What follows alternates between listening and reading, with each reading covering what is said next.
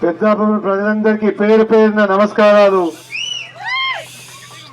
ఈరోజు నిజంగా సూర్యుడైతే కొంచెం ఘాటుగానే ఉన్నాడు,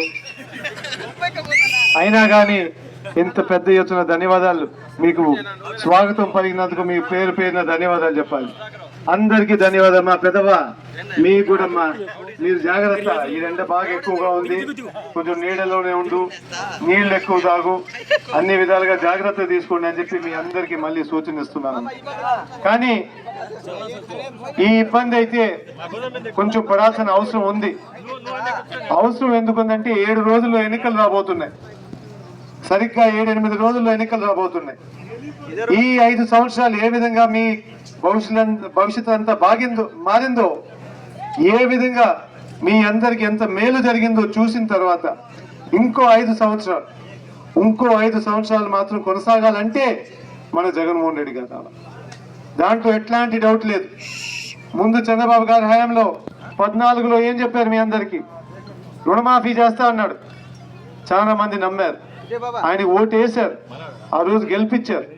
అది కాకుండా మహిళలందరికీ బస్సులో ఫ్రీ పాస్ ఇస్తా అన్నాడు, ఇంటింటికి ఉద్యోగం ఇస్తా అన్నాడు. దాని తర్వాత ఉద్యోగం లేకపోతే 3000 ఇస్తా అన్నాడు. ఆయన ఏం చేసినాడు? మళ్ళీ అన్నీ ఎగ్గొట్టాడు. 1 సంవత్సరం తర్వాత ఎవరో పెద్ద మనిషి అడిగాడు ఆయన్ని, అయ్యా నువ్వు ఇవన్నీ చెప్పావంటే ఏమైనా బుద్ధి ఉందా? ఇవన్నీ చేస్తే ప్రజలకు నేను ఎప్పుడు పోతానన్నాడు. ఆయన చెప్పిన మాట ఇది, ఏమైనా బుద్ధి ఉందా?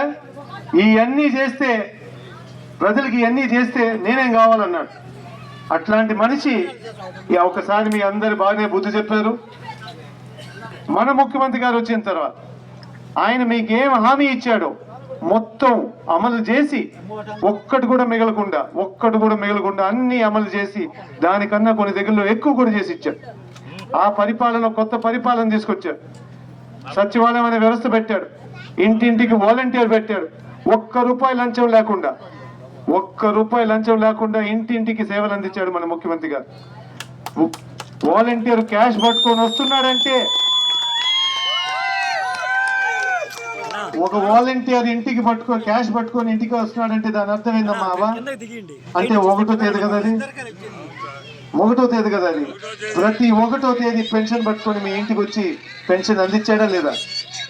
ఇంటింటికి అందించాడా లేదా? అట్లాంటి మంచి వ్యవస్థని మన చంద్రబాబు గారు ఏం చేశారు?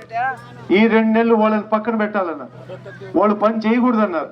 ఎలక్షన్ కమిషన్కి రాసి వాళ్ళు సేవలు అందియకూడదని చెప్పేసి వాళ్ళని పక్కన పెట్టారు. ఈ 2 నెలలు మీరు ఎంత అవస్థపడ్డారు? ఒకసారి అయితే సచివాలయం, ఈసారి అయితే బ్యాంకుకు పోవాల్సి వచ్చింది. ఇక్కడైతే పర్వాలేదు, మిగతా ఊర్లో అయితే 5 కిలోమీటర్లు 10 కిలోమీటర్లు నడవాల్సి వచ్చింది ఈ ఎండలో. అట్లాంటి దుర్మార్గపు ఆలోచన మన చంద్రబాబు గారు నాయుడు. మళ్ళీ ఈ రోజు మళ్ళీ జగనన్న పెట్టిన కార్యక్రమాలన్నీ నేను కూడా చేస్తానని మేనిఫెస్టోలో తయారు చేసుకుని వచ్చాను. అంటే ఒక రకంగా ఒప్పుకున్నట్టే కదా, జగనన్న అంత మంచి పనులు చేసినట్టే, ఒప్పుకున్నట్టే కదా. 5 సంవత్సరాలు మాత్రం విమర్శించి ఈసారి మాత్రం నేను కూడా జగనన్న ఇచ్చిందంతా నేను ఇస్తాను అని వచ్చినాడు. ఇది మన వాలంటీర్లు కూడా నేను ఇంత డబ్బులు ఇస్తాను అని ముందుకు వచ్చినాడు. అయ్యా పోయినసారి నమ్మారు, ఈసారి మళ్ళీ ప్రజలు అంత మోసపోరని చెప్పేసి ఆయనకి ఇంకా బుర్రలోకి ఎక్కట్లా. అందుకే మళ్ళీ ఒక సినిమా యాక్టర్ పక్కన పెట్టుకున్నాడు. ఆయన చూసి గ్లామర్ పెరుగుతుందని మళ్ళీ నమ్ముతారు. ప్యాకేజ్ మళ్ళీ ప్రజలు కూడా అది నమ్మట్లా. మళ్ళీ ఢిల్లీ నుంచి ఇంకో బాబు తీసుకొచ్చారు. ఢిల్లీ నుంచి పెద్ద కూటమి తయారు చేసి 3 కలిసి వచ్చి మేమంతా వస్తున్నాం ఒక్కరి మీద. నేను ఒక్కడే, మన జగనన్న ఒక్కడే, కానీ ఒంటరి వాడైతే కాదు. ఆయన వెనకాల మొత్తం ప్రజలంతా నిలబడి ఉన్నారు. ఆ కూటమిలో పెట్టిన మేనిఫెస్టో వాళ్ళ సొంత పార్టీ, వాళ్ళ సొంత కూటమిలో ఉండే పార్టీ అది ముట్టుకోలే, వాళ్ళ ఫోటో కూడా పెడితే వాళ్ళ పాపం ఎక్కడ తగులుతుందని చెప్పేసి దాన్ని ముట్టుకోవడం. అంతే, ప్రజలు వదిలేసి మీ సొంత కూటమే నీ మేనిఫెస్టో మీద నమ్మకం లేదు, ప్రజల ముందు ఏం తీసుకొస్తావా అని చెప్పి మీ అందరు నిలదీయాలని చెప్పి మళ్ళీ ఇక్కడ ఒక బడాబాబు వచ్చినాడు. ఇక్కడ ఒక ఆయన టీడీపీ తరఫున ఒక ఆయన వచ్చారు, నేనే అభివృద్ధి చేశాను అంతా చేశాను. ఆయన 5 సంవత్సరాలు అభివృద్ధి ఏం జరిగింది? ఆయనకి ఒక 150 ఎకరాల పొలం అయితే ఒక ఫార్మ్ హౌస్ కట్టుకున్నారు, అంతవరకే. కానీ ఇక్కడ మాత్రం ఇంకేమీ జరగలేదు. ఆయన సింగిల్ గా వస్తుంది. అవును కదా, నువ్వు కరెక్ట్ గా చెప్పావు.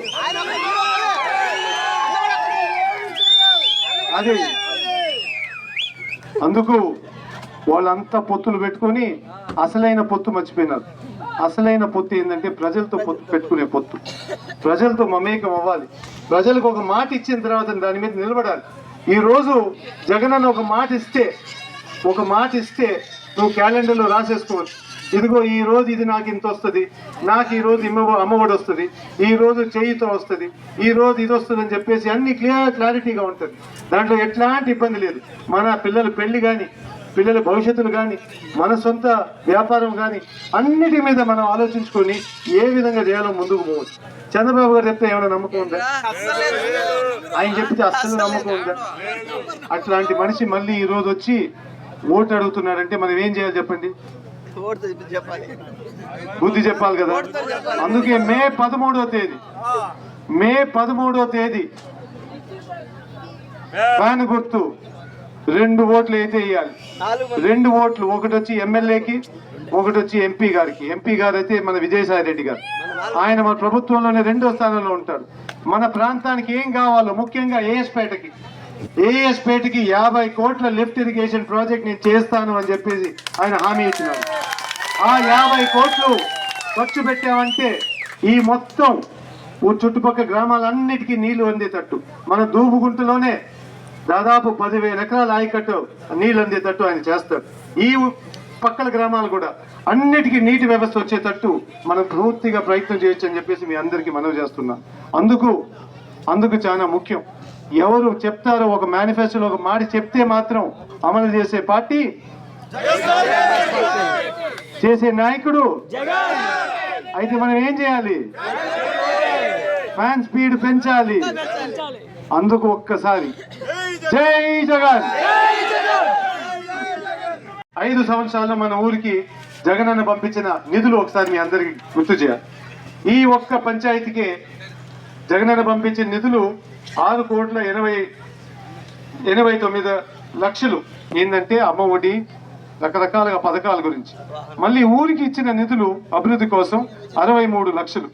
మళ్ళీ రెవెన్యూ పరిధిగా చుక్కల భూమి కానీ, సర్వీస్ ఇనామా కానీ, సాదా బైనామాలు కానీ ఇవన్నీ చూస్తే దాదాపు 110 ఎకరాలు, 160 ఎకరాలు క్లియర్ చేయడం జరిగింది.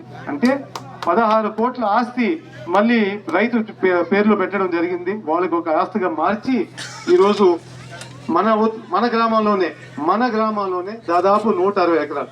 మొత్తం ఆత్మకూరులో ఎంత చేశాం? 80,000 ఎకరాలు. 80,000 ఎకరాలు. అప్పుడు ఈ పెద్ద మనిషి ఎవరు ఉన్నారో ఆ 10 సంవత్సరాలు ఇక్కడ పరిపాలించాడు కదా, అప్పుడు ఎందుకు చేయలేదు ఈ పనులని? అభివృద్ధి అంటే అది కదా. రైతు చేతిలో వాళ్ళ పొలం, సాగు చేసుకునే పొలం వాళ్ళకు సొంతంగా ఇచ్చి, వాళ్ళకు పట్టాగా మార్చి, వాళ్ళకు ఒక ఆస్తిగా మార్చాలంటే అది అభివృద్ధి. అది ఈ ఒక్క సంవత్సరంలోనే 80,000 ఎకరాలు రైతు చేతిలో పెట్టామంటే 8,000 కోట్ల ఆస్తి మనం రైతు చేతిలో పెట్టామంటే వాళ్ళందరూ ఇప్పుడు లబ్ధి పొందినట్టే కదా. వచ్చే 5 సంవత్సరాలు ఈ గ్రామానికి ఏం చేయబోతున్నాం?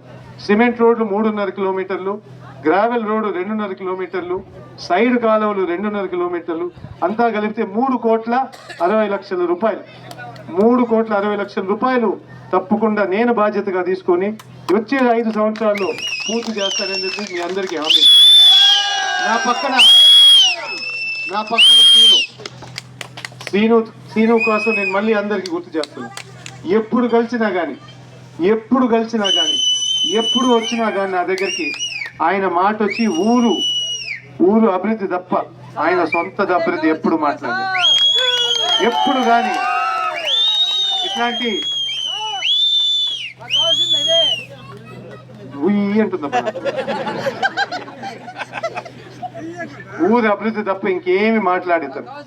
ఇతని కోసం మీరందరూ రుణపడి ఉండాలి.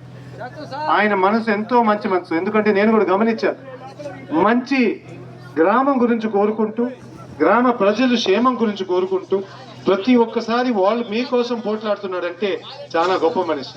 ఈయన కోసం నేను ఎంతైనా చేస్తానని చెప్పి మీ అందరికీ సభముఖంగా, ఎందుకంటే నాకు ఆ నమ్మకం ఉంది. నమ్మకం ఏంటంటే ఒక పొరపాటు చేయడు, చేసేదంతా మీకోసం అని నేను గట్టిగా నమ్ముతున్నాను. ఇట్లాంటి నాయకుడిని మనం ఎంతో పైకి తీసుకురావాలని చెప్పి మీ అందరికీ తెలియపరుస్తాను. జై జగన్.